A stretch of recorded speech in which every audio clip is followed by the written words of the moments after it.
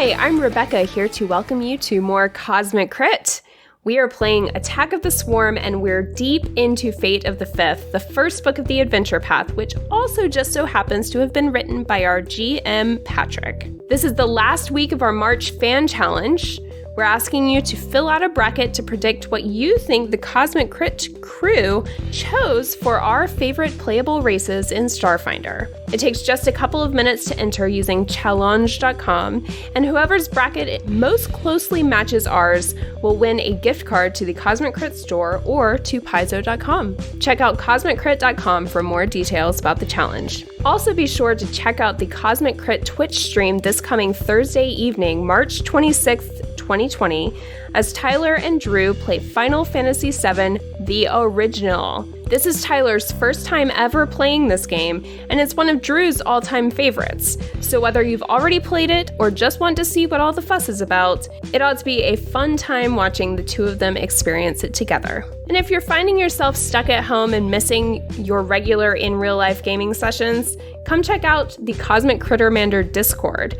We have Starfinder and Pathfinder games happening all the time, and it's a great place to find a group for voice to talk over Discord and Roll20, or even play-by-post on Discord. Even if you don't need a Starfinder gaming group, it's a great Discord server for chatting with other Crittermanders and cast members, and holding on to a little bit of that sanity. That's it for announcements. Now I invite you to sit back, relax, and enjoy episode 127, Hylax Headroom. Episode commencing in 3, 2, 1. Episode initiated. Strap on your Pokeballs and equip your PP up. It's time to diglet into another episode of Cosmic Critamon. I am your GM, your Gym Master, aka Pokemon Patrick here, egging you on before diving us into a one-on-one battle royale. Joining me and cantoing up in this week's episode are my 5 friends and your Elite 5 trainers on their way to Victory Road. To my right, she's a flying type, so look out, bug swarm monsters everywhere. It's Rebecca rolling with Zinnia. It's good to be here. Across from her, this steel type isn't ready for a ground assault, but he is ready to show off his technical moves. It's Drew delivering Echo 7. Mountain Eel. Oh boy, that's a callback. To my right, if you go walking in the tall grass, you might just see this bug jump out at you. It's Tyler dredging up Navasho. Hey, Tyler. Hi, Patrick. Across from him, he used his Swarm Psychic Blast, and it's not very effective. It's Jabert playing as Tress. Whenever you talk about bugs, I'm pretty sure you're talking about me, but you're always talking about Tyler. You're a bug too. And across the digital table, this Oddish is ready to evolve. He's got a leaf stone in his pocket and a blaster with your name on it. Why, it's Miles, mixing it up with Sprouts. Good evening. Oh, hey folks, we're back for another week here. Speaking of terrifying Pokemon, Gloom is awful. Gloom. Gloom is even scarier. Hey folks, we're back for another week, and I know we're a little helter-skelter these days. A lot of different stories going on here on the podcast. Disconnected Jack Kerouac on the road type stories as you guys journey north. I was just wondering how you're enjoying this part of the AP compared to the first part, which was basically just a war story, and you guys getting your behinds handed to you a couple times. I'm a little less stressed. It's kind of nice. Have a little bit, I don't know, it's less stressful, less constant fear. You got to sleep last week, so your character's got nice. to rest, or we're going to do that this week. I think I scrolled through Discord today and I saw a comment about the bridge encounter because we were talking about it in our Discord. And Patrick said, I'm just going to do that to Tyler every time because he's funnier when he's frustrated. Oh, yeah. No, I wrote that note down. I was like, oh, yeah, thank you, guys. Yeah. I'm really enjoying kind of these side war stories that we were doing, from the prison and Lynn Mari and the people who were broke down. Like I'm enjoying like all these things that are happening kind of on the precipice of our action, like kind of toning like the pace down and seeing how this affects everything around us. And I like, yeah, it's fun not going on a death march, but it's also really interesting to kind of see what the ramifications of this swarm invasion really are for the people of this world. Yeah, no, you the first part you're kind of out there on your own, but now you're getting to see a lot of evacuees and a lot of other folks out there on the northern interregion highway. Well, let's not dally too much before getting back into the action. I want to once again have the capability of taking Drew out of the combat completely in this week's game. But before I do that, before we get back into it, Surprise Marlowe's got to tell us what happened last time on Cosmic Crit. Another day, another side story in this pronged-up adventure we found ourselves in. Spotted a commotion in this little ag court called Linmari. Echo 7's from these parts and wanted to take a closer look. We turned our attention to a dame flanked by 2 roughened tumblers. Rita Cooper's his name, and she's supposed to be leading this outfit, but it looks like all she's leading is her people to revolt. These folks wanted to get out and down to Rios for the evacuation, but she wasn't having it. Claimed a private ship was coming and locked up all the gas. Something about what she was saying rustled my petals the wrong way. We tried to sweet talk her guards, but came up dry, until our Trixie Strixie stretched her legs and took a look around. No guards at the back, just a locked door that Echo 7 got through just fine. I guess the war going on, they forgot how to scrub their systems. We left the big bug outside in case anyone caught wind and tried to make trouble. We found our way right into a sticky situation. Cooper's been gooped, and the little ooze is cruising for a new ride. Unfortunately, the ride he occupied was mine. It grabbed onto Echo 7 and took the wheel. Tin Can started taking shots before we knew what hit us. Zinnia's quick wit figured out this thing's name, but not its number. So that meant trying to take down our friend and partner. Dried my roots just thinking about it. But I knew he'd do the same for me. We were putting the screws to him, and the ooze decided to make it for greener pastures. We'll put it down as it tried to pull a fast one on Trest. Turns out this thing was just trying to put one over on the folks down Linmari. He's using Cooper to do it. Wanted to bring the swarm down on us. Well, we put a stop to that, and all we got in return, good night's sleep. All you got in return. That's like the best reward some of you guys have gotten in a while, I imagine. Yeah, and when we left off last week, you were indeed planning to stay behind as the caravan of Linmarians, folks from the sleep agrarian town here in the Sator region, were getting ready to head off towards the evacuation zone in Rio City. And you guys have healed up between episodes. We did some rolling, but before the caravan leaves, I want to give you all the chance, if you wanted, to send some of your hitchhikers back to Rio City with them if you want. That's a Raz Jungat and or a Suthreth Cesaro. I vote Susreth or whatever his name is. He's kind of crazy. Suth can bonkers. go, but Raz is Dan. Wait, remind me who those 2 people are. One's Shrek and one's a prisoner.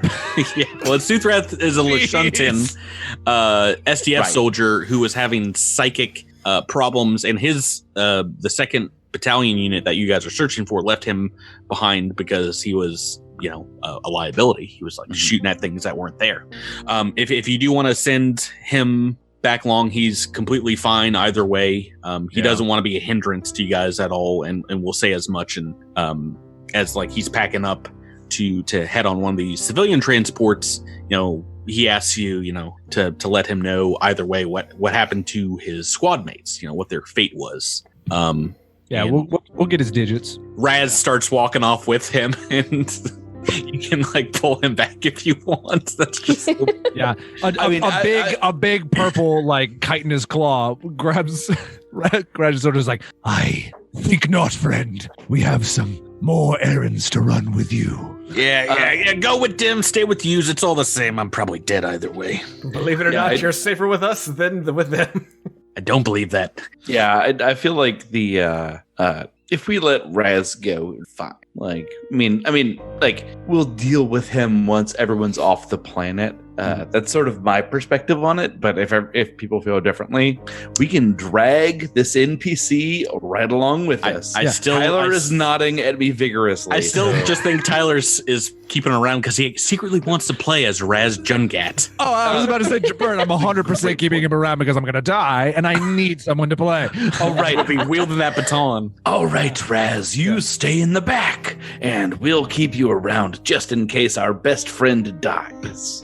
Xenia shows you a Weird thing to chart that she has drawn up of our chances with Susrath and our chances with Raz. Much better with Raz.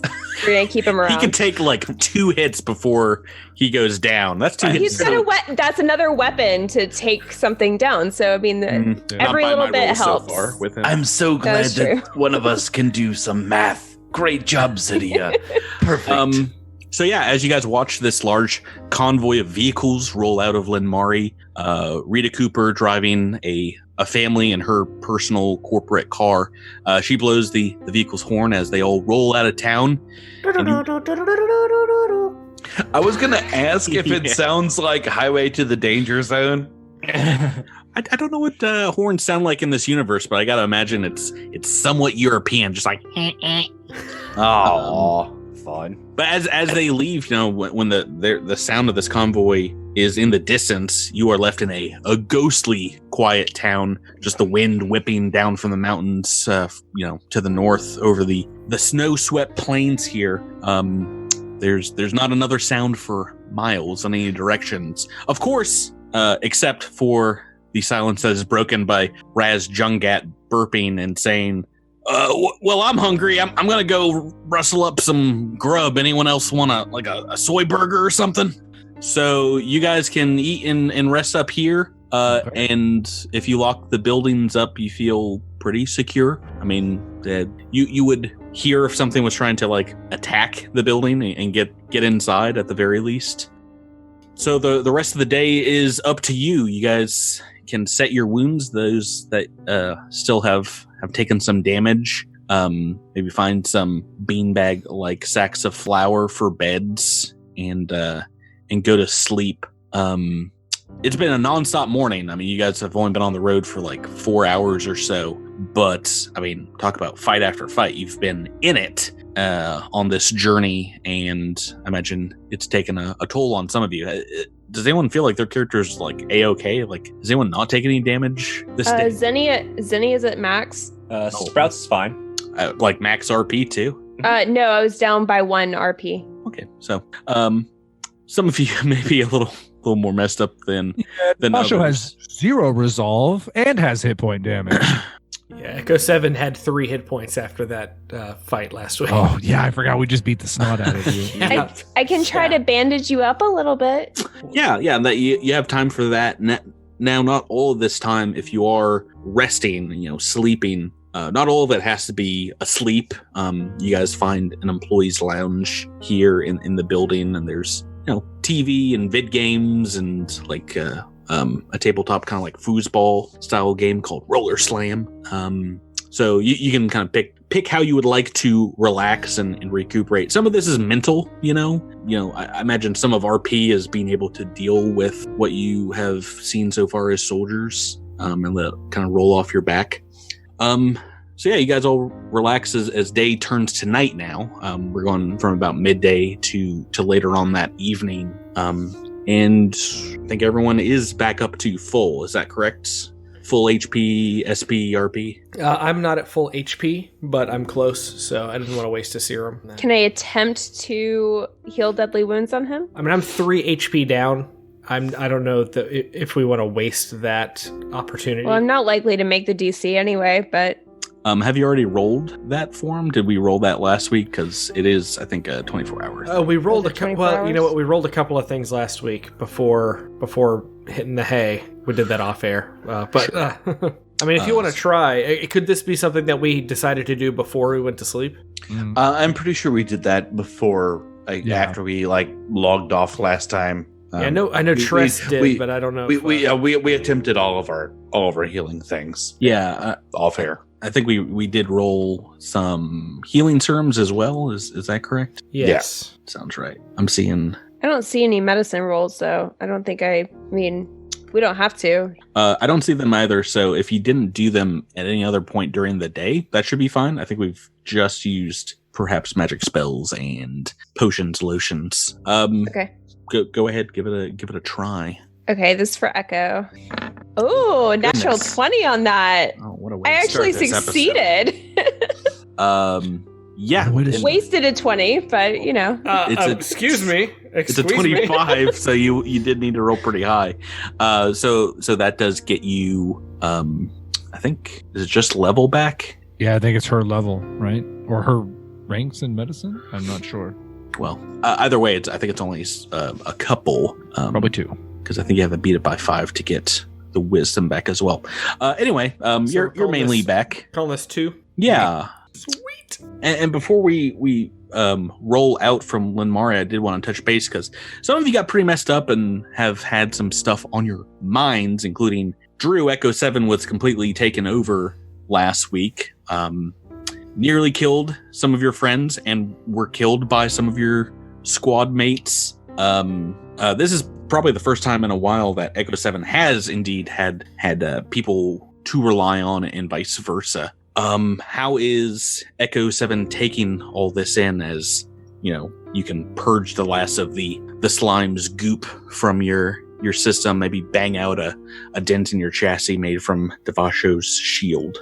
Well, it's tough because ultimately Echo 7 is not that different from a mimic slime. He is a bunch of goop in a chassis that is moving stuff around, and he feels a little extra bothered by what happened, that something could get into his systems and take it over while he is basically just in there not able to do anything. And it really it bothers him on a certain level that it was that easy for it to take control of his systems and take control of his chassis and start attacking his friends. And he understands on some level that his friends had to attack him because he's dangerous and a threat, and he's lucky that they didn't kill him.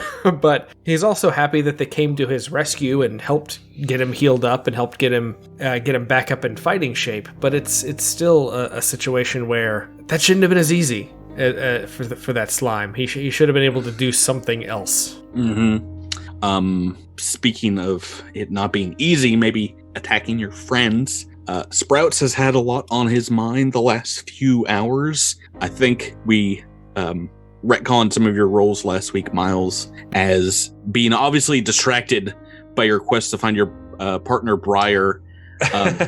But you couldn't, you could barely aim and fight to save Echo 7. Do you think part of that was Sprouts indeed not wanting to bring a weapon against one of your new partners? Absolutely. I mean, not the dice rolls. Like you've heard before, I mean, Sprouts takes partnership very seriously. And even though, he could see the situation, he knew what needed to be done, it still didn't sit right with him, And I think on top of, he's already got one missing partner, and he's kind of bonded a little bit with Echo 7. It does have him out of sorts to have had to pull a gun on Echo 7, to have a close call like that, even though they're in the midst of this, horrendous war where death is, a daily occurrence. He's definitely become, I don't want to say accustomed or akin, but he's definitely felt a bond growing with this Midnight Company, but especially with Echo. They've shared a few moments and a few rides, obviously. But yeah, I think that Sprouts is very distracted. Mm-hmm, mm-hmm. I think so far one of the themes we've run up in this AP, and I don't even think this was on my mind writing this, is the feeling. Well, I guess to a greater degree, the feeling of helplessness, not being able to completely destroy all the swarm by yourself. But we've seen that in Echo 7 being taken over, Sprouts being kind of unable, incontinent incapable with the rolls. Well, just not able, not as strong or as big as some of your squad mates. Tyler, a Devasho running away on the bridge. Zinnia attacking a Sprouts Marlowe, and finally last week, Jabert Trest kind of being enfeebled by his own blade, by his own weapon. Yeah. But this wasn't the first time in the war so far that you've been sidelined, that Trest has been sidelined without the ability to fight, like being stranded or helpless. Right. Because as you rest that night, once again, your mind psychically goes back months before to a very bad memory, perhaps, that of the Battle of Stone Sea. A few days into the fighting, right at the start of the war, we've seen that your battalion, the Fighting Fifth, was one of the first to contact the swarm armada that invaded, and it suffered some of the greatest casualties throughout the entirety of the war, but mainly in those first couple of days. Just got decimated, engagement after engagement, having to fall back and try and provide time for the rest of the planet to get organized. Friends you've known and fought with for years, falling in battle in the matter of minutes, their bodies unrecoverable. That was the start of the war. It's been 6 months since then, but in this dream, towards the end of another long battle, we see only a few squads left, out of ammo, out of supplies, running low on just about everything. And Trest, you administer one of your last kind of healing touches to a comrade who's badly hurt, but you yourself were extremely hurt in this battle as well, a near fatal bite by a dredger. We see shearing kind of blood pouring out from your armor, and a commander and ally of yours, a Corporal Chaplain McPubbage, whom everyone calls Bootsy, also sees your wound, kind of looks you over, sees the other soldiers around you, kind of you see something inside him break as he looks over to you, and he casts magic around you and him both, and in an instant you're teleported far away to a very quiet and kind of classic looking bar. No place near the battlefield that you were standing on just a moment ago. At this time, Tress is like flitting in and out of consciousness. What do they remember about this? This is part of your backstory. I think this is if I'm coming in and out of consciousness, potentially, I'm assuming this is some sort of spell that is being cast to give us a little bit of time. And Trest is sort of bringing out wards and powerful magics around himself to prepare for the battle that is to come. And perhaps this is partially happening inside of Trest's head as Corporal Bootsy is casting maybe some healing or protection stuff around Trest. And Trest is misunderstanding that. In reality, you see him go over to the bar and reach behind, maybe grab a couple of bottles, leave one with you, and tuck one into his pack. And he looks you over and just kind of shakes his head and says, "Sorry, kiddo, but Triune told me today just wasn't your day to die." Corporal, what does this mean? You come back here, and I step forward and reach out to grab his cloak. Oh, it's already gone, because as he's checking his rifle, another set of magic is cast upon him, and you can feel him just completely phasing out of this space, teleporting away. And the last thing you hear him say before he leaves is, "Believe me, when you understand why I did it, you won't thank me, Trest. Goodbye." The old wizard kind of ruffles your antenna as he leaves, with the same teleportation magic gone in a purple puff of dusty smoke. And you're able to stagger to your feet and limp towards the door and walk into the bustling street of Brenoa, hundreds of miles away from the Stone Sea, with electronic billboards all around the downtown area here, in big blocky letters reading "Swarm Attack Susclin." Emergency officials on the street giving people directions, things like that. We know later on, medical personnel finds Tress, patches you up. You come to in a civilian hospital with internal defense forces kind of waiting for you to read you your rights, as you were indeed charged with desertion. I imagine after all that and what happened last week, Trest, maybe along with the rest of you, hates feeling powerless, hates feeling unable to do something to help out your comrades. Right. I think in this moment, I'm watching the news as I'm being restrained, and maybe this is sort of Desert Stormish, where the war is happening on the news, and I'm sort of seeing the war happen and knowing that this is something I'm not a part of. but I should be. Yeah, it's maybe a day or so later, and the Battle of Stone Sea is lost at this point. There are very few 5th Battalion ground soldiers, such as yourself, that make it out alive. Do you think in the month since, you did go to go up in front of like a military judge, and then eventually make your way back into the army as a private, as they were taking just about anyone with combat experience. But do you think in the 6 months since then, Tress has thought about why Bootsy saved your life that day? Why he took you out of the battle? I presume that the issue was that the mission was lost, and there was no reason to try to hold that particular hill any longer. And so my presumption is that Bootsy pulled me back to safety because the fight wasn't worth fighting. That particular fight wasn't worth fighting. But I have no reason knowing that. I mean, everyone knew that it was a lost cause. Some of them were hoping for reinforcements, but I think some of maybe the people that have had fought before in the 5th Battalion were pretty sure that it was a one-way ticket.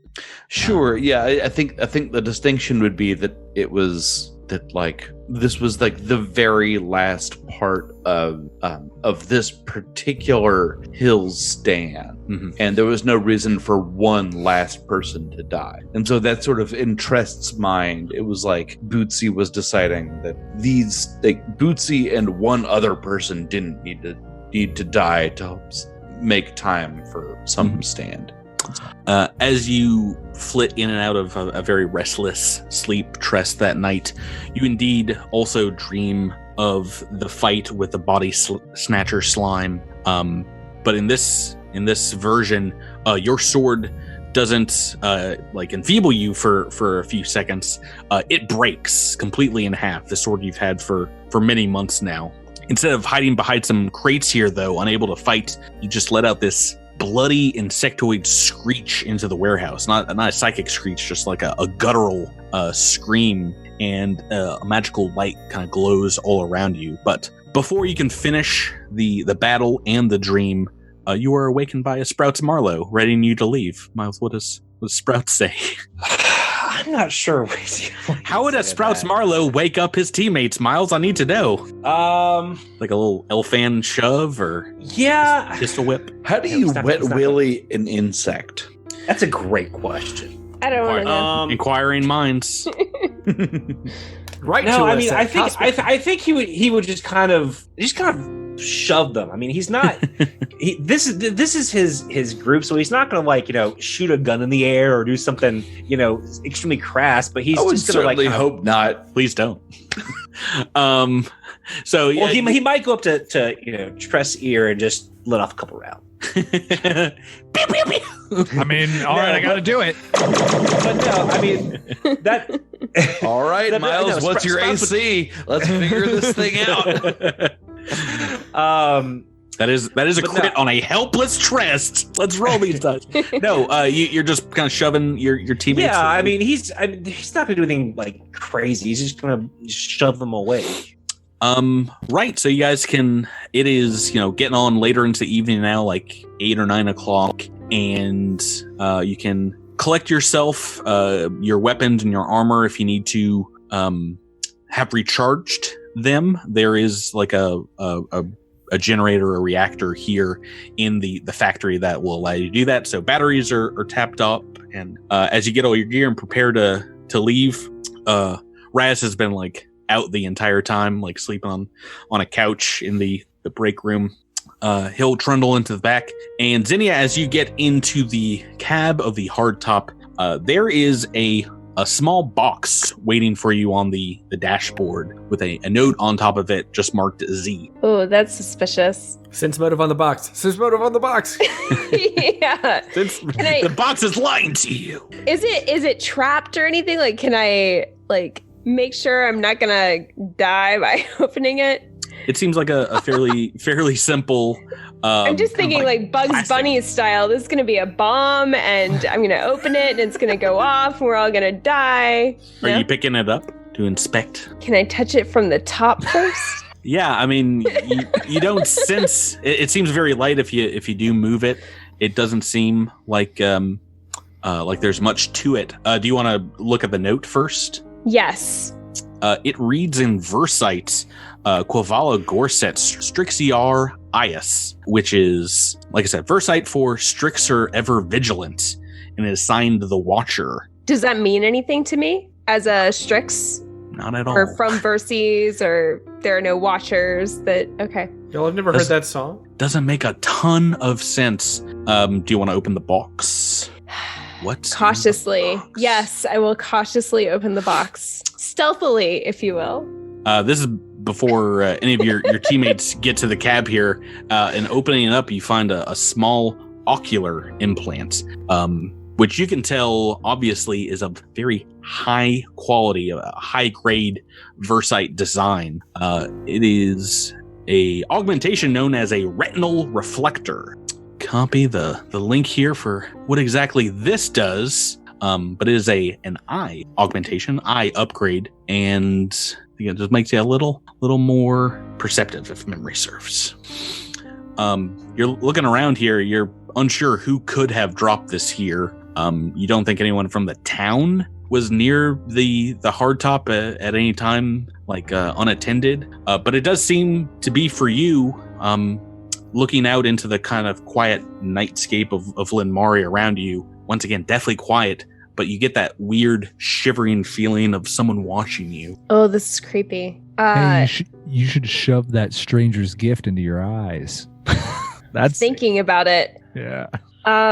Okay. Yeah, I think Zinnia would actually trying to decide if she would tell anyone about this or if she would keep it to herself. It does seem like, I mean, metatextually, a GM gift, because in reality that is kind of what it is. But it is in universe, it is geared very much for you, as this note is in Versite, and it references the Strix, but is also of a augmentation quality that you have seen Strix use before, especially on Versite. Also, Yeah, I mean, I feel like we all hear you screaming as you jam this thing behind your retina. And so it's like, I mean, we get it. I imagine it will take some time to put the contact lens in and then, pluck your eyeball out or whatever. Well, I was going to say, can I surreptitiously install this? But it sounds like it would be very obvious that my eye changed, right? I think it's probably like something that will almost automatically kind of drill into the side of your eye socket there, and just kind of like it enhances your vision, so it's not like something you'd like wear on top. But yeah, just an augmentation. So okay. you indeed do want to use it. Yeah, and she's gonna slip her the note that came with it into her notebook, where no one else will find it. All right, good. Don't tell just anybody. In case. That's just between you and me, Rebecca. Can I get a copy of that, by the way? For future reference? The word? Says? Yeah, I made up a language. Sweet. Made up a whole language. Has anyone else been reading Zinnia's diary when she hasn't been looking? Sprouts is 100% reading that diary. So just me. Yeah, and so is Tress. And I'm pretty sure Devasho is too. I feel like we're all reading Zinnia's diary. If you read it out loud, then he would be like, No, we're actually acting it out. All right, everyone, gather round. I will read Zinnia's diary now. I do not condone such actions. This sounds like, Rebecca, you actually have to keep a diary so we can steal it later at some point. So you guys can get back into the hardtop and make your way up the final leg of this journey before your return trip, up the winding mountain roads that lead from Linmari to the Jurdos Mountains, along an area known as, or up to, I should say, an area called Clutchstone Ridge. This road is twisty, it's turny, and you gain altitude the entire time. It is the road coated in places with ice and snow, and it does force you to drive at like half speed almost the entire time, being very mindful of traction and kind of avoiding some snow drifts here in the road. And leaving the city takes maybe about a half an hour or so driving to reach almost the highest point on Clutchstone Ridge, where the Temple of Hylax stands. You get brief views of the snowy fields below you as you ascend. Brief glimpses, through the clouds and the snow here. Echo 7, you can make out maybe a few square miles of land to the southeast from this high a distance, where you're pretty sure your shed stands where you used to live, but you would not be able to see it at this distance. And yeah, as you continue on towards the top here, almost at the top, about 100 meters or so, the road becomes blocked from the apex of the mountain, as a few old craggy looking trees have fallen across the road, and snow has built up alongside these steep cliffs that rise to your side, meaning the hardtop is stopped. You guys are going to have to walk the rest of the way. You can just kind of make out this very large, dark structure through the darkness, through the snow at the top of the mountain. But it's blinding whiteout snow here. And this old pit kind of forms in your thorax as not the fear, but like the unease that this place made you feel as a child kind of returns. I don't like it. Yeah, you're not sure why. You couldn't look at the temple exactly, but we're about to find out. I'm pretty sure I don't like it. So yeah, fun times. You get to do this at night, which one of the reasons I was like, rest all you want, guys. Because I don't like it at night. That means it's dark, right? That is oftentimes what it means. That's a good thing. That's a good thing. Yeah, well, for you, you're the like bright side of dark. Zinnia's like, anytime we can do night missions. But the rest of you, as you in addition to it being dark, as you step out of your vehicles, your armor starts making this pinging noise. As you look down, you can see the environmental protections are alerting you. It is dipping between -22, -24 degrees Celsius. So it is getting dangerously close with the wind drifts up here, which are reading as strong winds for Zinnia's purposes. The winds up here are almost to the point where your environmental protections are just going to start failing to protect you from the cold. Does that include me? Because I think I got some sort of winter gear. Yeah, so you can have environmental clothing under your armor that helps with fortitude saves against cold. It doesn't stop for us. That's like -40 degrees Fahrenheit. What we call extreme cold in Starfinder. Also what we call -40 degrees Celsius. Oh, well, yeah, at some point they become best friends. The lines cross at 40 degrees. That's a science joke, everybody. I think it might be a little further than that. I think I did the math right, but right now it's like -23, -24 Celsius. In addition to that, it is pitch black outside as the clouds cover up the stars, and the snow is just making it hard to see here. So let's talk about light sources again. I don't think we've talked about that since you guys were out on patrol. I am a light source. Well, Devasho, yeah, are you going to light up your shield? Yeah, once he realizes that it's the night is dark and full of terrors, so we might as well pop the shield and make it bright. Yeah, I'm going to put on my flashlight that just points forward, so I've got a little cone of brightness to the front. Well, you can hold it and just point in whatever direction you want. No, I put it on my chest. I put it on my armor. You're holding it in your bug mouth. Zinnia's gonna stay far, far away from all of these light sources. She sees Devasho turn on his gigantic shield and backs way up because she likes it dark. Now you have a comm unit as well with a flashlight. Do you want to give that to anyone, Rebecca? Does anyone need one? Sprouts could probably use it. I don't read my blog. I have. Well, your blog was something that you published, so it seems like that's something you would want us to read. I have it set to private. Thank you. That's my private blog.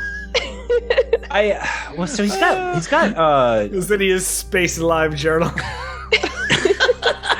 He has, I think, dim vision, so he should be okay. You've got low light. If you stick near Devasho, Tyler, you emit dim light, right? Yeah, I emit. Your shield. Yeah, but I mean, the thing about Sprouts is he's used to the seedier side of things. He also wants to stay in the shadow. Okay. Do you want to take blind. Do you want to take the light just in case? Yes, I do. Okay. And Drew, we skipped over Echo 7, but you have an integrated comm unit. Yes. So I don't know if that means I have a light source at all. Does your face just light up? That would be fantastic. Oh, that's canon now. Stamp. just like a big like smiley face, just I like it. broadcasting, beaming. It's the echo signal. While it's prepping this week, when I was it like, sprays on something, it still has whatever the outline of his LEDs are, so it's just his actual face on the like wall. when you look up in the air, we all look up and say, "Uh-oh, he's grumpy." it's like your mood ring. Right, so we've got a few light sources here, and Zinni, who's definitely going to fly off and do her own thing. What do you guys want to do? What's your marching order here? Big bug up front. Can we do perception checks? I mean, right now you can barely see, 20 or so feet in front of you. It's a lot of snow, and a lot of uphill climbing still to go here. So the 20 feet is not just because it's dark. You're saying like there's a lot of snow, and so just visibility is low. I think you and Devasho will be able to see up the side of the hill here, 60 feet as your dark vision, but you're not seeing much outside of what I've described here. So it looks like it's going to be a bit of a hike. I'll bring up the rear just to like make sure that all my ranged friends are covered from the back. Mm-hmm. Can Devasho burrow and sense anything underground? Is that something that you can do, Tyler? I mean, I can burrow, but when I burrow underground, I'm just like, hey, now I'm underground. There's nothing.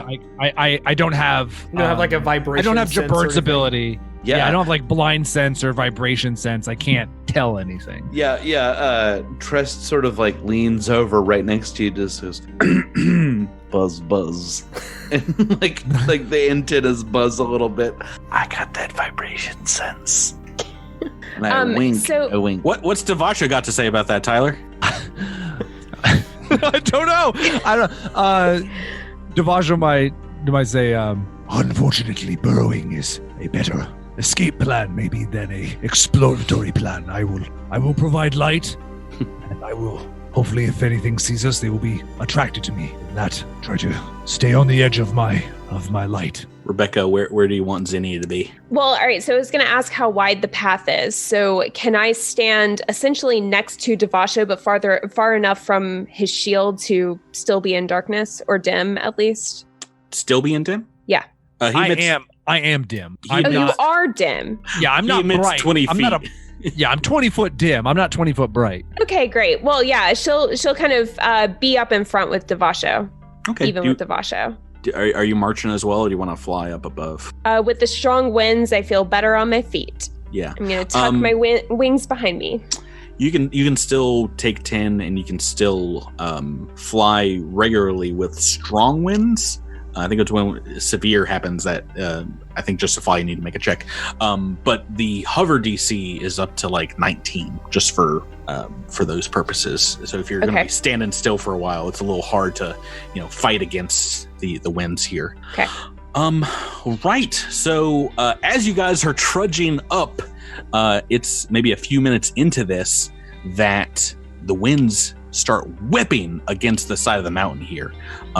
Freezing cold, and I need everyone to go ahead and roll a D10 for me. And if we roll low, we're gonna get some very cold temperatures. I'm putting it in your guys' hands. So, well, if you need to roll low, you've come to the right man.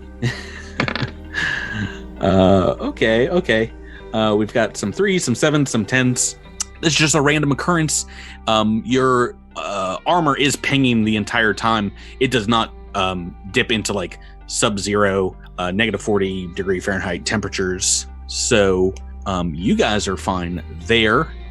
You might have the same thing like when you walk back through this area. But like I said, it's about 5 minutes up the mountain side here, trudging through the hills. The gear on your back, trying to displace snow as you go. No one's having to displace snow if they're behind me. That's a good point. I'm essentially a snow plow. I'm just up front like beep beep. I'm a snow plow. The shield just like upturned convex. Yeah, exactly. Just pushing to one side. Yeah, exactly. Speaking of which, I do think. Sorry, go ahead. I do think Xenia is flying about 5 feet above the ground because I get a lot more distance that way, and she can kind of be like Legolas on the snow, you know. Okay. Like float above it. It is as you reach the peak here, and it starts to level off. At the top of Clutchstone Ridge, you see in the distance the Temple of Hylax. And Trest, all at once, you remember why this place scared you as a child. I have some art here to share with you guys. So let's take a look at this. Yep. Oh, I remember why. Because it looks like a Roman soldier whose mouth is shaped like a bunch of teeth. It looks like a Skeletor's house. It's something, all right. It's not ideal, is what I would say. Yeah, how would you describe it? It's definitely not a human skull. No. I would describe it to humans as Skeletor's house. Well, sort of like two like mandibles sort of coming down on either side, forming the entranceway, and then just like teeth pointing towards it. So probably when you walk through it, you're gonna get chomped, and also you can't tell traps from art. I mean, I'm just saying. It's got you that- would expect a trap to look like that. You would expect a chomping trap. Imagine to look like if H.R. Giger designed a bug house. Right. That's Imagine exactly what it looks if like. H.R. Geiger was like, what if a luxury house was on the top of a mountain? And that's what this is like. So it's a little dark, a little dingy right now, but it is indeed a like a Sheeran kind of face carved out of this black, almost like translucent. Also, there are a lot of crows flying over it, which is always ominous. Well, that's maybe if you came here during the day. They ain't flying in this cold right now. Oh, a bunch of owls, the worst. Right now, only Devasho and Xenia are really able to see this through the darkness, through the snow. And yeah, as you get to the top of the ridge, there's small patches of white barren trees kind of surrounding some crumbling stone pillars and partially intact walls outside of this very large structure. The temple is indeed made of kind of an opalescent black rock that does reflect just tiny pinpricks of light that is coming through here. And it's a large insect's head. I don't know what to tell you. It's carved that. The mandibles are kind of guarding the front entrance, and it's got circular windows for eyes, though it seems these crystalline windows are maybe covered up with curtains from the inside because they are black right now. It's cool because Devasho, pre all this, was a guard, and he spent some of his time as a guard for a philosopher worm. So he's really probably used to this architecture. So I think part of it, when he sees it, is almost kind of like, this is almost nostalgic. We are near the temple. It is beautiful. I will need to sketch this for Xenia's notebook. Yes. Probably like one of your French temples. Atop of the temple, you guys see an ovoid, geodesic, kind of crystalline looking rock. It is depicted here in the art, maybe about 10 feet wide, and it stands at the temple's central spire. In addition to that, a fun little thing in front of the temple, not in the art, you see the corpses of several swarm creatures kind of scattered across the courtyard here, as well as a snow-covered SDF vehicle and some humanoid bodies. I was gonna say nice, but not as nice. Then you talked about the SDF corpses. That's less nice. Yeah. Before we go and we get into all the dead things, Patrick, is there like a mysticism check that we could make on the building itself or on that orb you were talking about that's on the top of the building that could reveal more about its nature that's interesting, or should we just deal with, the corpses? At this distance, it's hard to get a good read on exactly what everything is here. You can tell certainly this is indeed a very old building. It looks like it was designed perhaps over 100 years ago, more than that. But yeah, from what you can see of this other STF vehicle, it is lightly dusted with good layer of snow, kind of parked at the end of the road. You would have been able to come up. And there's a couple of bodies near the rear of the truck and another sprawled near the cabin. And even at this distance, you two, Devasha, Zinnia, you can tell that there is 2nd Battalion insignia on them. Those Sistreth's people? More than likely. Yeah, Devasho passes this on to those who can't see as far in the dark, and kind of maybe points to where we need to go and kind of starts a hustle. Yeah, pretty glad we didn't bring him along to see this.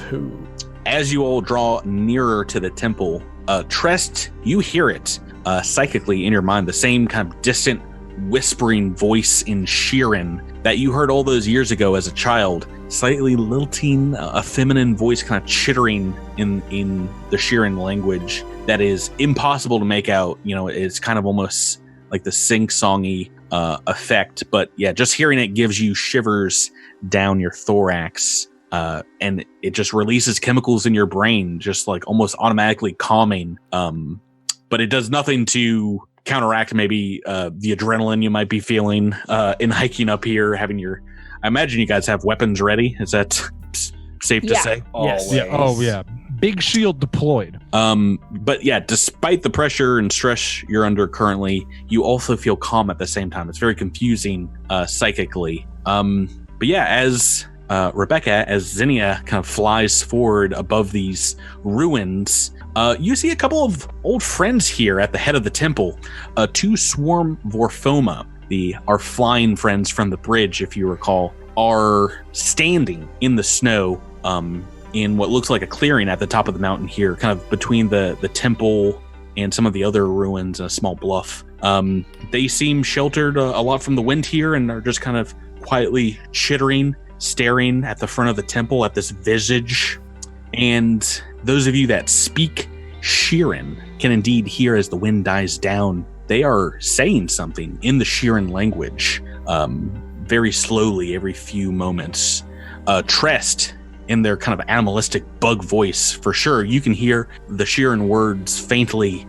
Hylax will know.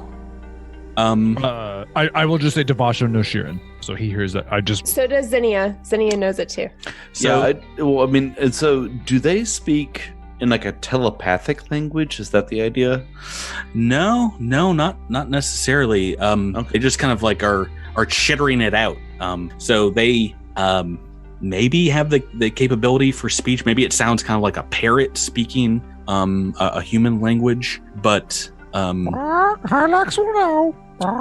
Indeed, it is in Sheeran.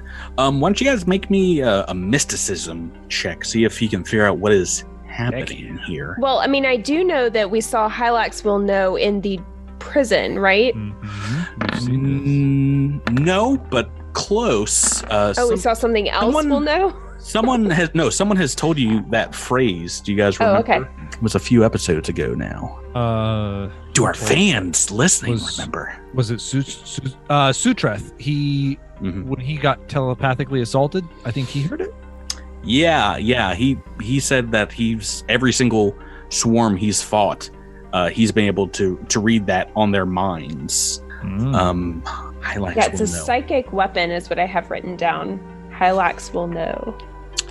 Those of you that have rolled over a 15 on this mysticism check can kind of tell what's happening here. It seems like these 2 Vorfoma are in some kind of a trance. Zinnia, you can recognize, certainly you've rolled high enough. Yeah, you've rolled 15.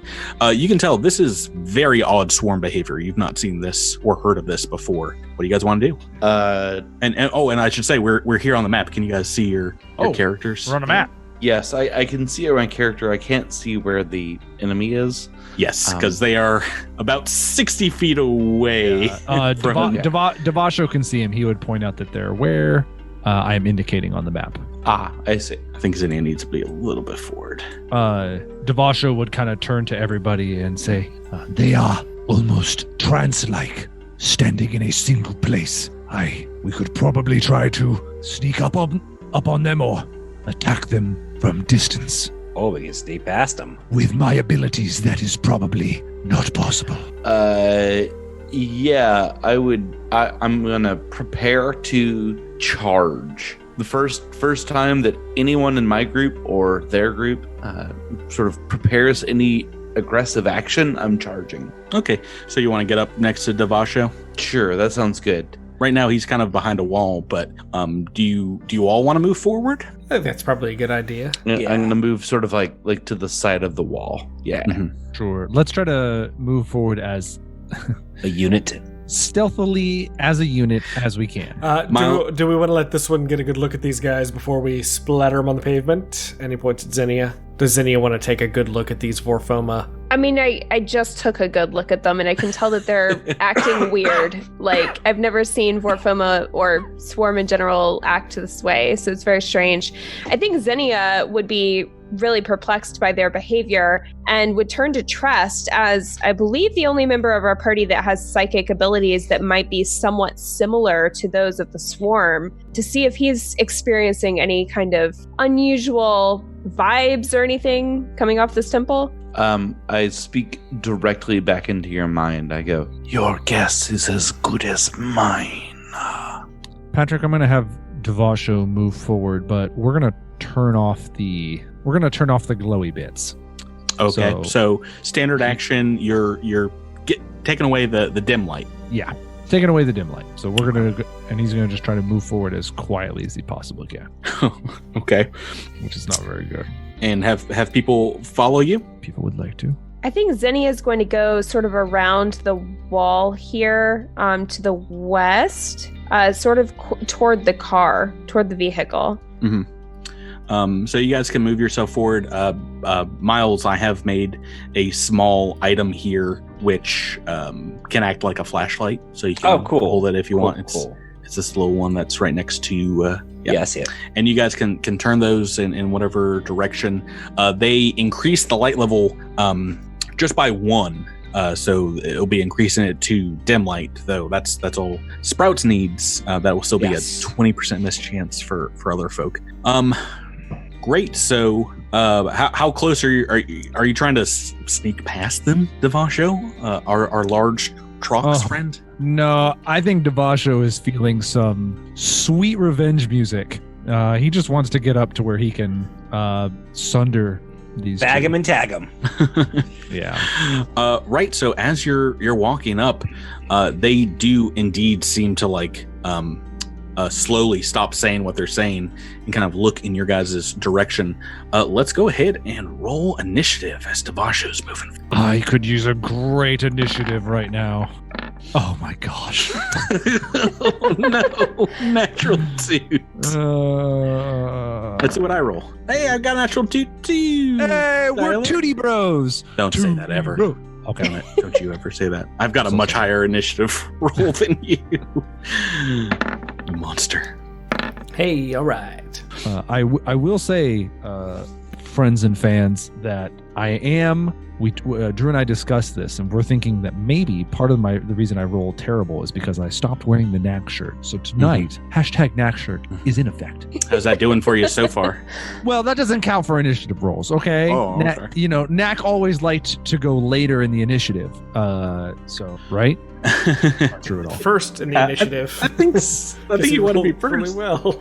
Listen, it only matters when I swing the shield, okay? Let's just count that. Okay, so we are in combat mode. It does seem like maybe the jig is up as you move closer. Devasho, you can tell they seem to be snapping out of it, perhaps, or just looking in your direction. First in the turn order, Drew with Echo 7. You, I don't think, can see them at all yet. Yeah, I can't. That's true. I'm going to move a little bit further up.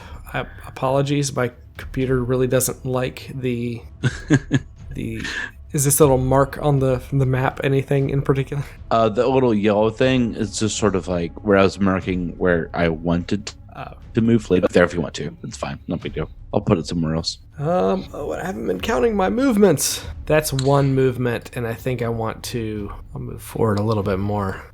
So moving forward, your movements, and I think the comm unit, it's a regular flashlight.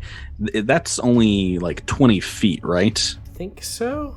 Or is it 30? Does anybody have that in front of you? Pretty sure it's 20. So you will have to get within 20 just to be able to see either of them. True, that's way too far forward.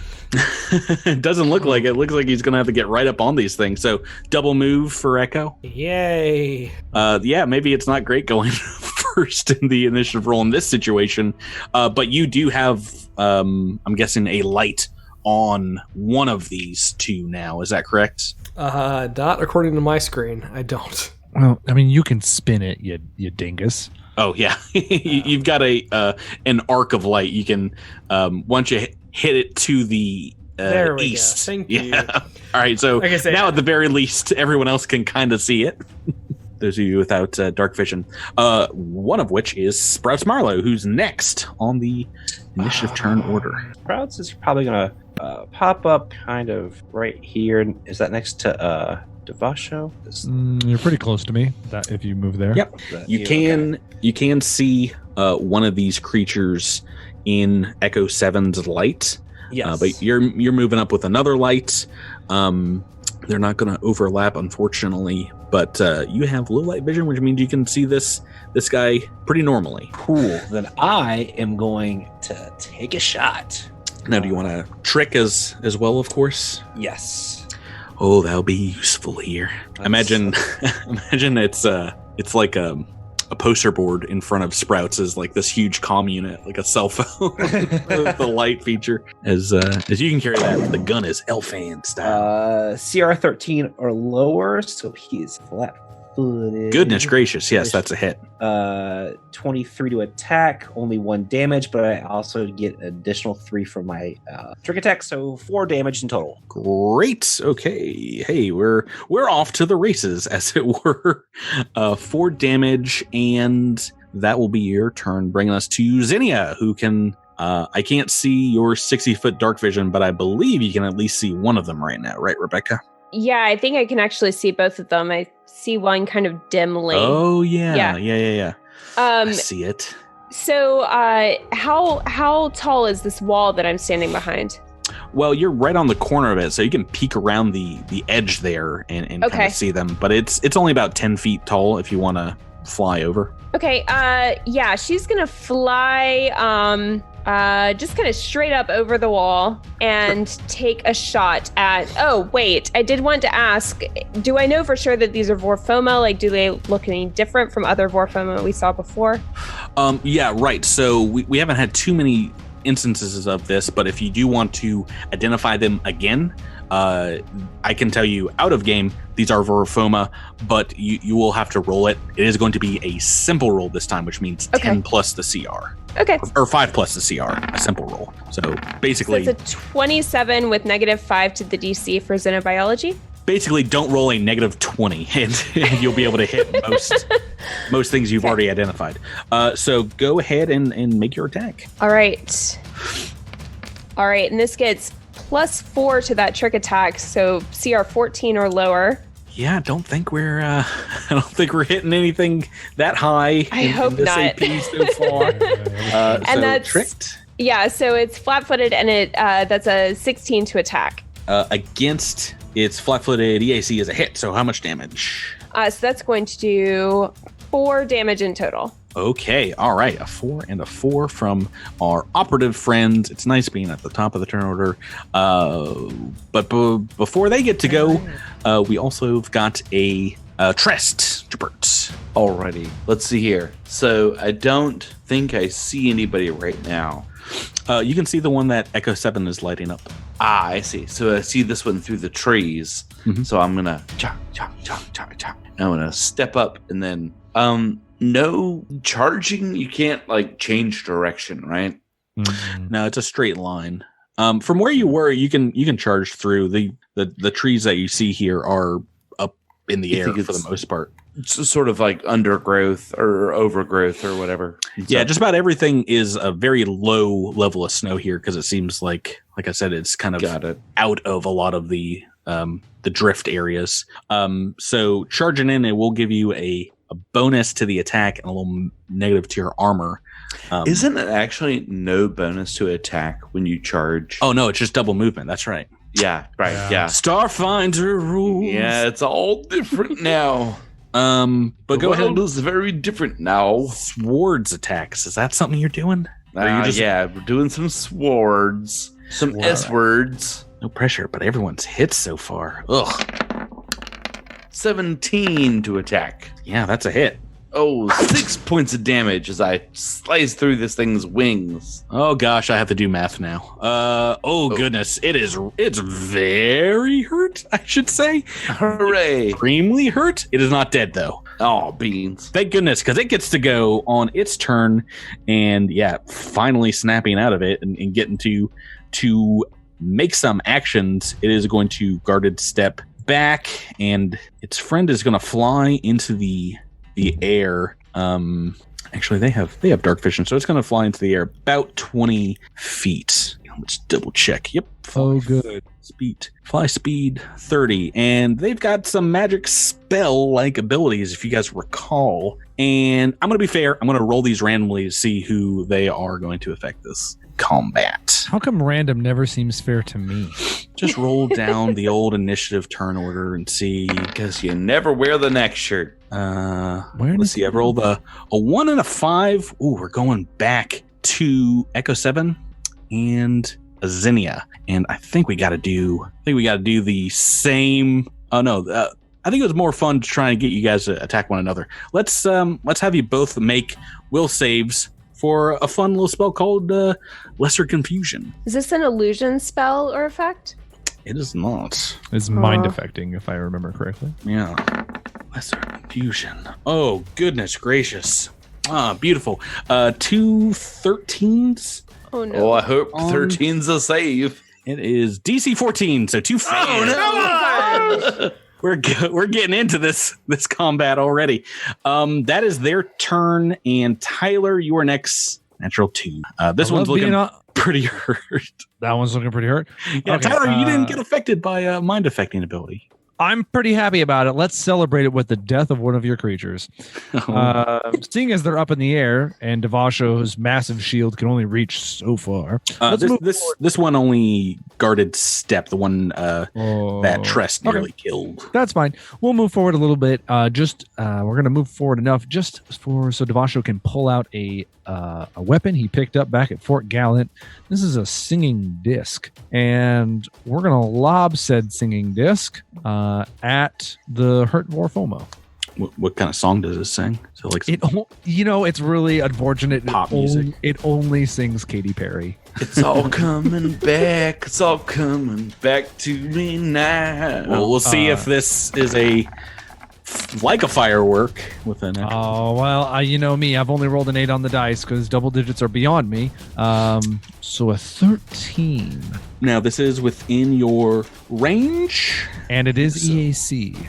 Against its EAC, that is a hit. Max damage, 7 points. Ooh, yeah. Oh, I forgot. Go ahead and roll me a D10, Jabert. Post facto, you're in dim light. No, you have a flashlight as well, right? Yeah. Okay, so with Echo 7 and your light on this one, there's no negatives because that will make normal lights. Oh man, you guys! I was trying to make this encounter as difficult as possible, it being at night, but it doesn't work if I was like, "Oh yes, Devasho, turn off your dim light." That will make things a lot harder. Turn off the dark. After you guys all got your lights. Throwing that is a hit. What's the damage? 7 points. Oh geez, Louise, is that max? That's max, yeah. Okay. And then afterwards, he's going to, reach a clawed kite in his hand out, and the singing disc snaps back. And whenever it snaps back, it sings Adele. Okay, all right. So, Katy Perry going out, Adele coming back. I'm not ready to canonize that yet, but we'll see. We'll see how that works in the future. That is enough to absolutely eviscerate this thing. Legs and wings go flying off of it. Tress just covered in its guts underneath. Drew, we're back to you at the top of the turn order, which means fun confusion rules. So let me look at my confusion rules because I guess I need to roll to see what I do. Yeah, D100. It's again referring to the piezo condition cards. Oh boy, we're gonna be here a while. Are they in alphabetical order? Are they paying you These money? things are super handy. Are you making side money off this show? No, why? If I was making side money off this show, oh boy. Here we go. D1 hundo. You rolled a 6, act normally. Hey! So obviously you want to shoot Devasho in the back of the head, right? Yeah, no.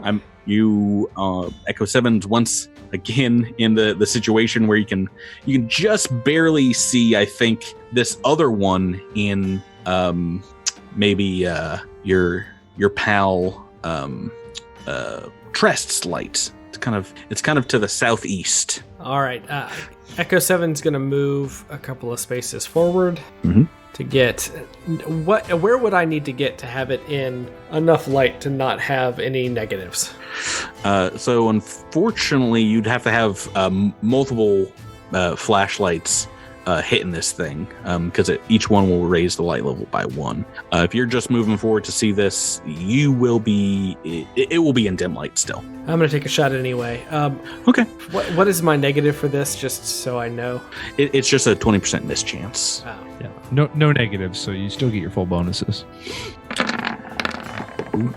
And that's only an 11, 5 on the dice. So against KC, that is a hit. Oh, 5 points of damage. Well, you have to roll that miss roll chance. that, so No.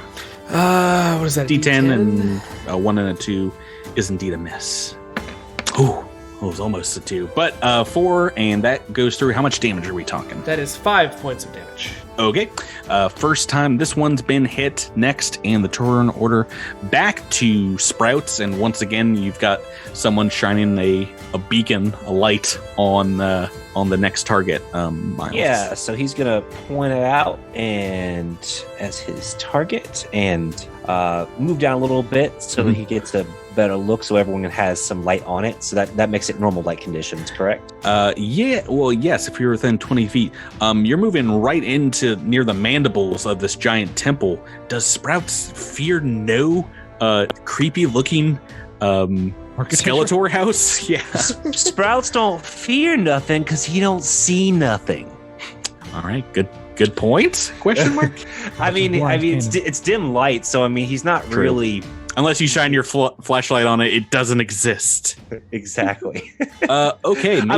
He's a little preoccupied with the Vorfoma, so he's going to take a shot at that bad boy. Miles, you going to take a shot here? Yep. I'm going to pop on over because I can see him, and I'm going to take a shot. Okay. I was trying to figure out where I was before. 1 space further. Back. Forward. There.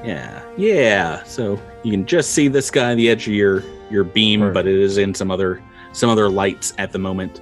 Go ahead and make that trick. All right. CR9 or lower. Tricked. And 15. Jeez Louise. A hit and looks Well, like minimum Yeah, damage, only right? 2 points of damage. Yeah. Like, I could not have gotten less damage on that roll. Yeah, it is not bloodied yet. We will see what happens next. So Zinnia, you are up next. And if memory serves, last time you shot at poor Sprouts when this happened. Your mind is flooded with maybe Sheeran's psychic attack. Go ahead and roll that D100 for me. All right. And don't you dare roll low. 55.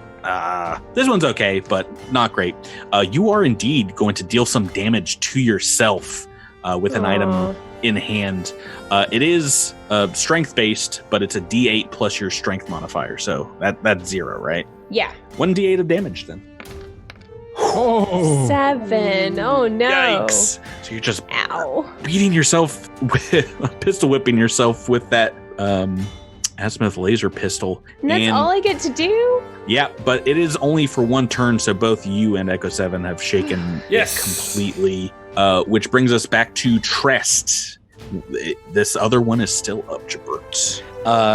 I reach to the spinning blade, the singing blade that Devasho just threw, and I reach out with my mind and I grab it and I pull it back towards the one who's flying in the air, and it sings, "But if I touch you like this, and if you kiss me like All that." right. I'm blaming Tyler for this one. It Tyler, was so long ago, but it's all coming back to me. Tyler's never allowed to make anything up ever again on the podcast. Way to go, Tyler. And it cuts through its head like a big chop. Well, the dice will determine that. Please fail. Imagine you're making a 18 on the attack. Against KC is a hit. Yes! So this is I call this the Celine Dion attack. A psychic, a rock you're throwing. Yeah. Oh boy. 1 point of damage. slashing damage All right. as the sounds of Celine Dion cut straight through the soul of the bug creature. Trest isn't Bumfuzzle, Jabert. He never will be. He can be Bumfuzzle if he wants to be. I'm gonna kill him. You're not my real dad. 2 points of damage from Sprouts, 1 point of damage from Trest. It is back to its turn, and just wanna kill all of you from above. Let's do some arm barbs. This one is going to attack an Echo 7 first because somehow Drew was able to pull out the most damage so far this turn, and then Devasho because he also did. You did 7 points of damage to the other one, but you are imposing. So a couple attacks against you guys in that order. Sounds good. High rolls are great. Oh, dang, Patrick. 16 and an 18 are great. Those are both hits, thankfully. Jeez Louise, I needed those badly, but they are only D4s. Roll those. 3 points of damage on Echo 7 as a Sheeran barb, looks like a spike from its leg, kind of pierces through your chassis. A Sheeran barb? A swarm barb. But it is like a bug-like needle. And 4 points for Devasho. And I need both of you to make a fortitude save. No. Okay. I might get a slight bonus to this fort save. All right, we've got a natural 1 from Echo 7. Come on! And what'd you get, Tyler? Got a 12. I have a +1 to a lot of things, though, so it's probably a 13.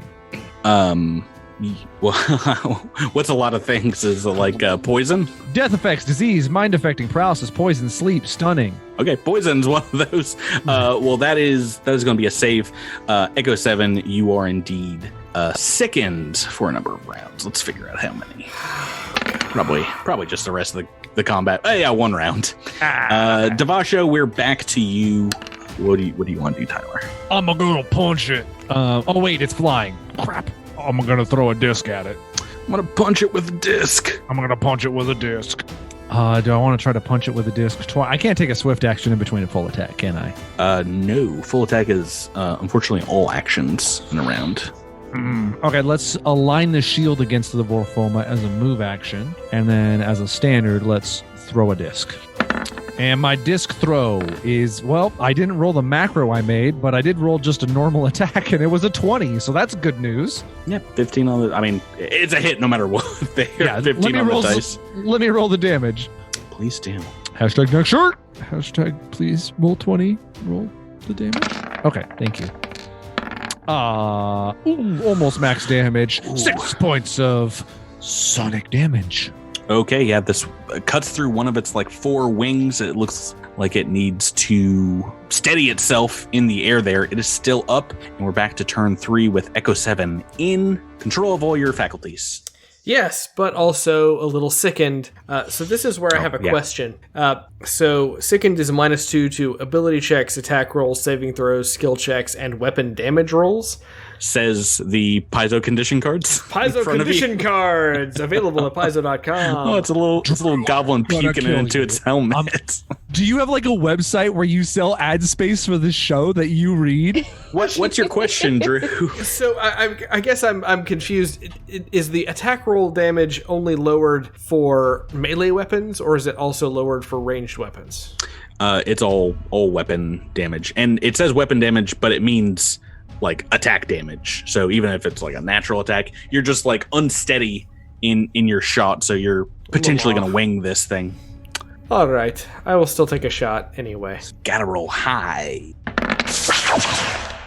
And that's going to be a 14 to hit. Does that include the -2? That includes the -2. That is a hit. How much damage are we talking? Hey. Only 2 damage when you include the -2. Okay. With the Points on light the that it's got on it, full light here, which means it had 2 hit points left, so it's dead. Hey, well done, Drew. 2 HP, all it needs here. You've solved my it's completely dark outside puzzle. I was hoping you guys would just divide up and not combine the streams or cross the streams of your. Oh, we crossing them streams all the time. The night right. is dark and full of terrors, but we are the light. We are out of combat. What would you guys like to do? Enter the temple. No. Xenia would like to investigate the vehicle. You're talking about what you do. I'm telling you, I enter the temple. All right, fine. Go ahead. Yeah, Xenia will stay behind. Devasha would also want to make sure that if we can save these, the second battalion division, I forget, but if we can save these SDF soldiers, he wants to try. I believe he called them bodies and not... Yeah, they're motionless in the snow on the ground. Does anybody want to go with Trest? No. No. I mean, we got to look at the bodies and then search the vehicle. Would be Goodness. Splitting the party. You guys giving GM his favorite thing to do. So first off, let's handle outside. Give me a medicine check if you want to take a look at these. They're corpses. There's no safe in them. I mean, that's not really what Xenia's all about. I mean, I think she's pretty sure that they're dead, but would like to see what else is in the vehicle, like who were these people, anything like that. But I can roll a medicine check if you want. Sure, if you're looking over them, looking over their wounds. It's a 16. You can indeed tell that these fatal wounds are consistent with swarm natural weapons. You see some dredger bodies lying around the temple, and it looks like there was a firefight maybe as much as a day ago. Taking a look at it, maybe kicking over some snow, you can tell they kind of crawled their way back to their vehicle maybe after a fight and expired. And their ident tags, if you take a look at them, give them a scan, identify the 2 soldiers in the back here as indeed 2nd Battalion members L. Rodmech and Caitlin Penny. There's a woman towards the cab who's identified as Sergeant Tanny Sabrace. And along with Suthra Cicero, those were all 4 that were sent out here to this temple. Devasha would pocket their ident tags as just a way to further solidify that they have passed. Yeah, it kind of just pops off their shoulder wherever they're wearing them. The sergeant might have it on her lapel. They have a lot of gear on them, maybe some weapons scattered about that they've dropped. A lot of weapons, including a heavy azimuth artillery laser with a couple of full batteries, a bombard shell gun, a diamagnetic storm hammer, an advanced melee weapon, and a Series 21 plasma guide sniper rifle. Looks like Sabrace was maybe a very good shot. That plasma sniper is mwah. It has the guided special property, if I'm remembering correctly, which means like soft cover, no cover. You just hit them. It's a cool gun. It doesn't really help if it's a dredger jumping on top and attaching. Well, no, but it's a cool gun. It can help you in the future. Yeah. They have a couple of sets of freebooter armor, as well as 1 suit of thin plate with infrared sensors installed on it. And in addition to that, you find an industrial backpack beneath the sergeant's body, Sergeant Sabrace, and inside's a couple of Mark I frag grenades. And you see something kind of clutching in her hand and prying it open. You find a holy symbol of Iomade. Mysticism, or is there anything special about it that would be worth looking deeper into, or is it just kind of No, it's like a religious totem. She probably worshipped. You know of a lot of soldiers who practice worship of Iomade. I mean, Devasha would grab it. If anything else, it might be important to return to her family. Back to side 2, Trest. So excited to get back to this place that definitely freaked you out as a child. The the entrance to the temple is a pair of convex kind of metallic doors right behind the giant mandibles. The stone wall around the door, you see carved into it the Sheeran words for diplomacy, friendship, peace, understanding, individuality. Make me a culture or a mysticism check. I will do that as I smash the symbol in as I push the doors open. Make me the roll first here. Yeah. Nice 25 as I just take my sword you and I can't just sort of open smash them open. Yeah, the doors, they do not open. That's not how doors work, I suppose. Yeah. You recognize the words as some of the chief tenets of Hylax's loci of focus, but as you move to the double doors, there's no handle, no knob. You can kind of like get your sword maybe in between them, but it definitely feels like they're weighted. Perhaps, like there's a great deal of resistance to them being shut. You can try and like pry them open if you want with a strength check. I don't want to destroy my sword. You can get some claws in there. Yeah, I'll try to strength check this thing open. Yeah, why not? I should say if engineering's an option for you, you have access to that as well. Yeah, that's a good point. I'll just try to strength them open. Yeah. You are a strong boy, right? 16 on the strength check. DC 15 strength. I just pry them open with my big muscles. It kind of feels like there's almost like an equal like person's resistance holding each door, but you're just able to go, all right, get out of my way. And you can tell that like once you step inside, they close behind you.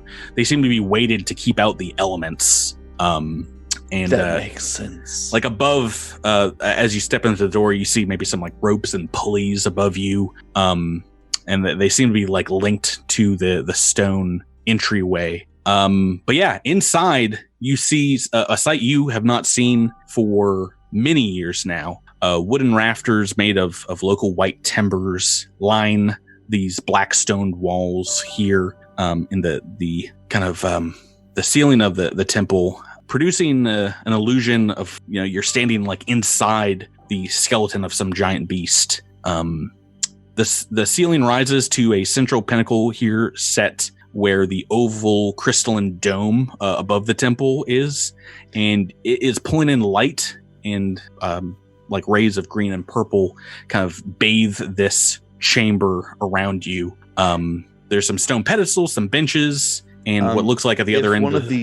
If one of these is sort of a focus, I would like take a knee and offer a sort of a perfunctory prayer to Hylax.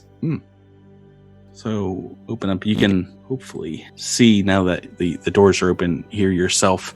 Why don't you go ahead and give me a perception check? 25. You're ready to step over to one of these benches, perform these same religious motions, these actions that you did as a child that kind of drilled into you over multiple summers coming here. When you snap out of it, your soldier instincts take over, and you notice some of the ornamental reliefs in the stone a few feet ahead of you in the ground are hiding these sharp metallic spikes kind of sticking out of the floor here. And you can see, taking a closer look at it, what seems to be a very hastily thrown together trap. Actually, a couple of them right next to each other. Literally where you've placed your model on the map, like 5 feet in either direction. DC 21 to notice these, so you've seen them. They are indeed two lining the main aisle here, about 10 feet from the entryway. And across this room, you see a set of double doors leading to the west. You can step aside from these traps and leave them, or try to disable them, whatever you'd like to do. Do you want to wait for the crew? I would not disable them by myself. Mm-hmm. I would maybe step aside and then radio out that there are traps they should be aware of just inside. And I would approach the altar. Let's leave you at least for like a few minutes here by yourself with the Temple of Hylax. And once again, that psychic kind of lilting voice is like ever present in your mind now. Even the rest of you, once you get closer to the temple's entrance, you can still hear Sheeran words, but not make out exactly what they're saying. The rest of you, do you want to, you come to these same doors, are you going to try and push them open, or do you want to see if you can figure out what is happening here with an engineering check? I can engineer them. Well, your dice will tell you if you can do that. Make me a roll. Can try to engineer them. Try your best. Oh my goodness. You guys 28. are rolling rocks tonight on just about every single one of these. 28, yes. It seems like one of the words in the door frame can be depressed to potentially open these up. The Sheeran word for friendship. Speak friend and enter here. And as it does, the doors kind of you can hear what sounds like old-fashioned hempen ropes kind of snapping taut and metallic wheels creaking as they slide open, allowing about 10 feet of space. And now that Tress has pointed them out, you do see exactly what he sees here, which is what they see. Potentially some like bear trap looking things kind of dug into the floor. What would you guys like to do? I can move my character over there, right? Yep. Can you guys see on the map? Sure can. You guys should step on the bear traps. I mean, we don't know if they're bear. No, I don't know. Just for science's sake. I think science can take a vacation. For science.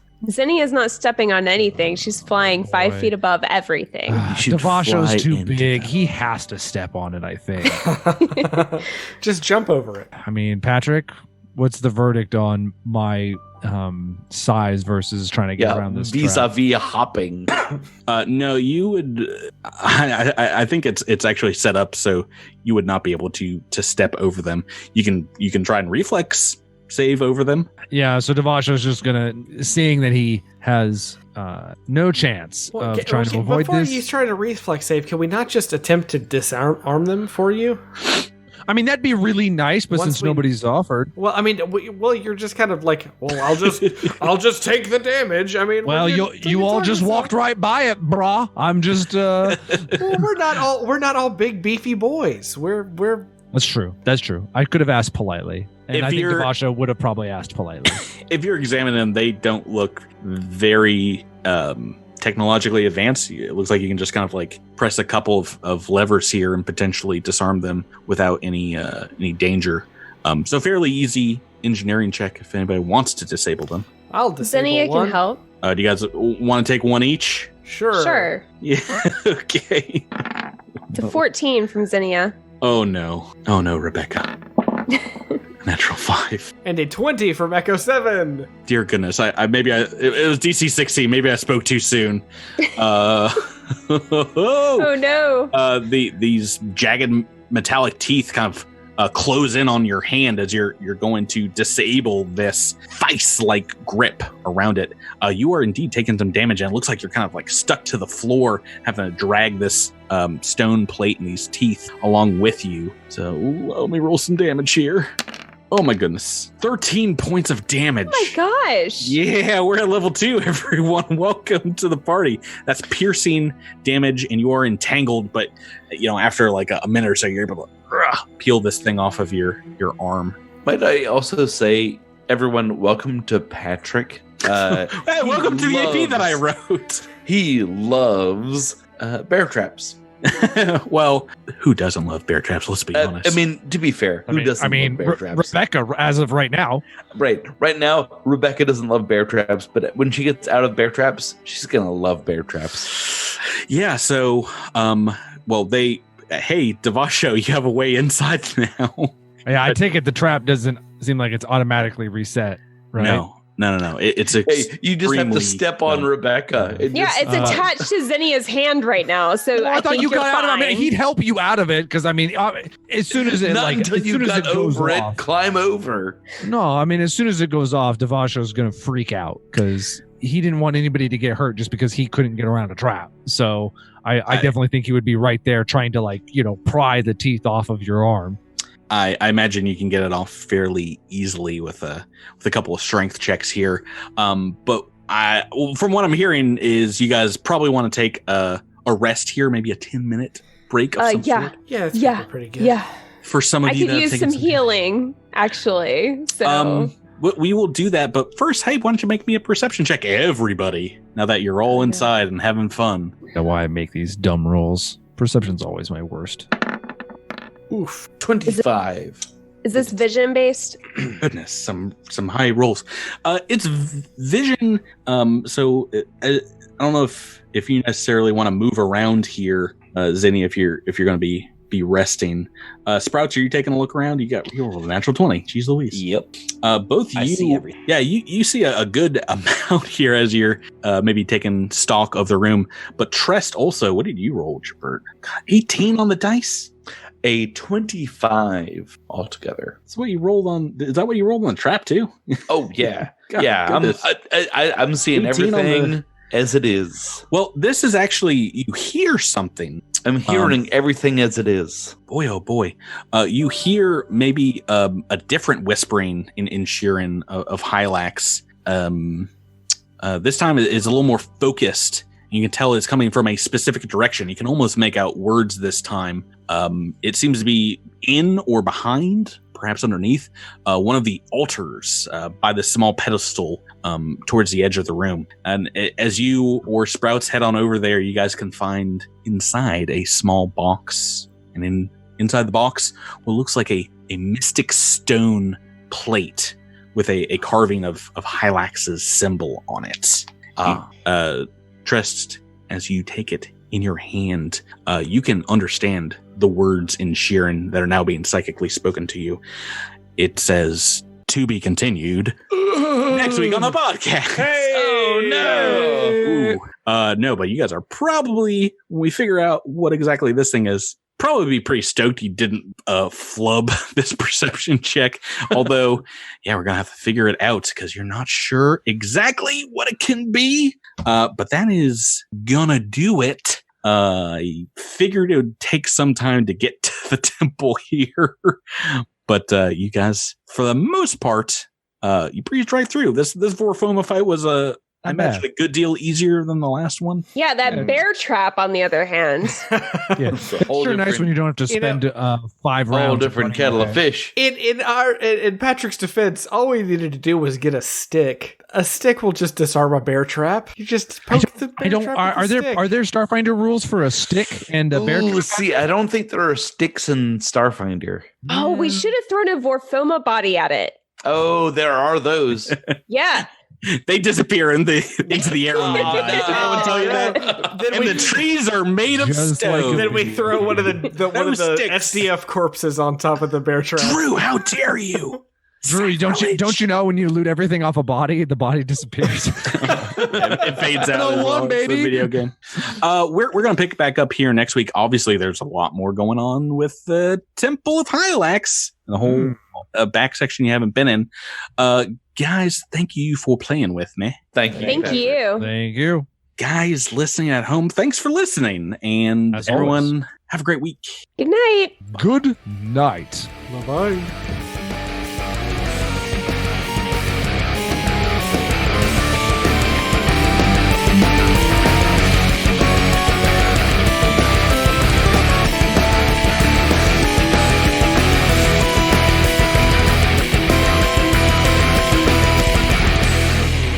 Thank you for listening to this week's episode of Cosmic Crit. This episode has been made possible through a sponsorship with Roll20 and the backing of our Critamanda fans on Patreon.